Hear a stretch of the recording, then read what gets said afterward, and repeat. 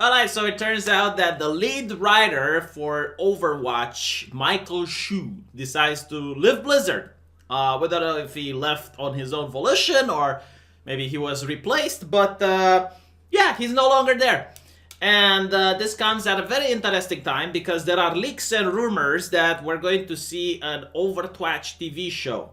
Very interesting. Now, it pains me to say this, and it really does, that I don't think Blizzard even has some capable writers left. And this is a company that gave us the story from Warcraft 3. One of the most amazing stories that have ever been created in video gaming history. It gets you to experience all the feels as you're playing Arthas, the bad guy, and you have some characters that go through a redemption arc. Like, honestly, the Frozen Throne is... I just there is nothing I can say that's negative about that particular story. And seeing from where that went, and then we see stories that are being presented in World of Warcraft, and then we see stories that are being presented in Diablo 3. Like, my god, Diablo 2, again, another game with just an amazing, brilliant story.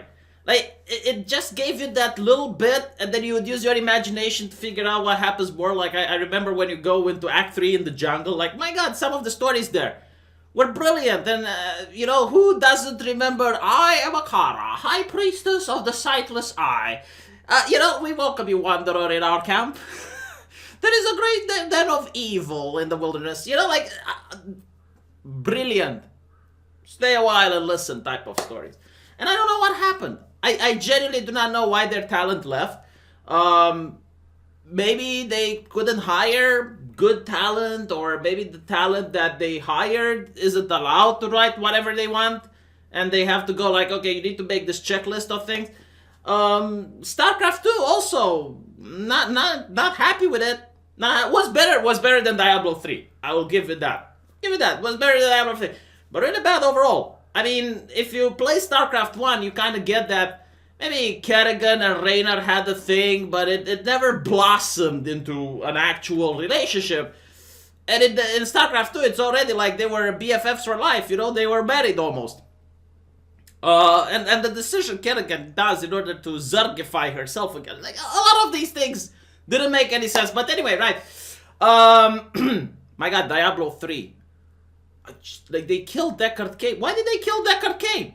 Was like one of the most memorable characters of that. And then not only that, like Asmodan. Oh my god, what they did to him. Like, even comic book villains have more plot development than him.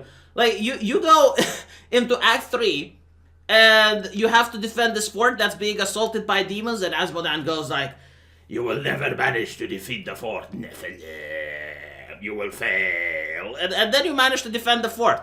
And as when that appears to you again, it's like, "You may have defended the fort, Nephilim, but you will never manage to defeat my armies. You will fail." And then you defeat his armies, and he appears again to you. It's like, "You have defeated my armies, Nephilim, but you will never manage to defeat my generals. You will fail." And I'm like, what the fuck? Who wrote it? How many? How many blows to the head does it take for a writer to write this type of script? Seriously, it's just like, no, I mean, I was watching it, and there was drool coming out of my mouth, realizing just how bad it is.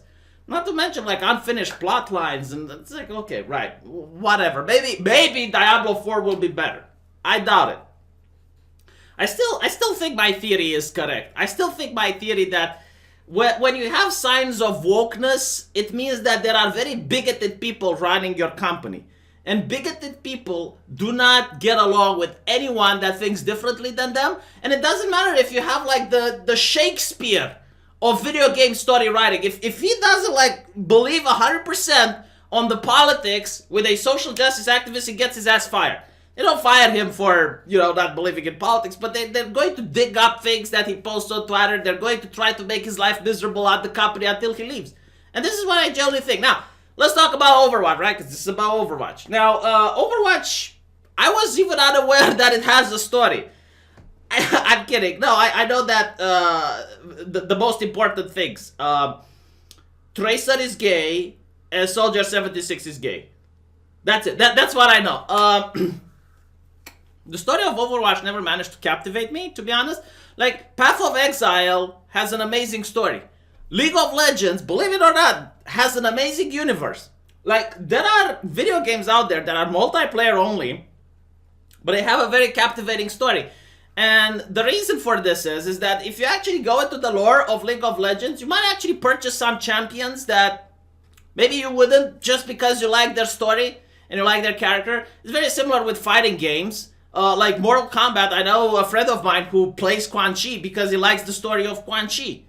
And it just adds that extra layer. You know, it doesn't need to be there. Like Overwatch could be just fine if it doesn't have a story or does have one. But it's just, you know, like that extra layer that might get someone, yeah, you know, if it had a good story, like people would get invested in it. The only thing that Overwatch has, and this is really funny, the only thing that it actually has going for it, other than the gameplay, is the porn. Like, I spoke with a guy from Blizzard. Don't laugh. No, listen to what I have to say, right? I know that I spoke with a guy from Blizzard, and apparently the reason there was this, how should I say, purge of Overwatch pornography from the internet by Blizzard was because when you look for Overwatch on Google, you would get like porn search results first before the actual official websites and gameplay footage. I mean, it was that bad. I know girls that like to watch Overwatch porn. You know, like it was really that level. And there were a lot of people, like even some of the girls I know, who would never pick up a first-person shooter, and they would watch some really good porn from Overwatch, and then they're like, well, what game is this? I'm interested. I want to see. You know, like, and Blizzard decided to pull the plug on that because they didn't like it where it was going. But no, like, the story of Overwatch is really meh. Like, it's very social justicey. It's like the humans created these machines called Omniacs, but they have a soul. And I'm supposed to, and the Omniacs like go insane and they start slaughtering the humans. And for some unexpected reason, like no one can explain why, maybe some bigotry. But after like the Omniacs revolt was being put down, people don't get along with Omniacs anymore. And there is hatred and racial tensions between the humans and the Omniacs. And you kind of get to see that in a couple of maps. They have like in that London map they have like Omniacs go home and type of things, you know, and it's like how are you actually getting me to empathize with the machine? You know, like I get what the writer wants to push. It's like the dime of dozen story about oppression.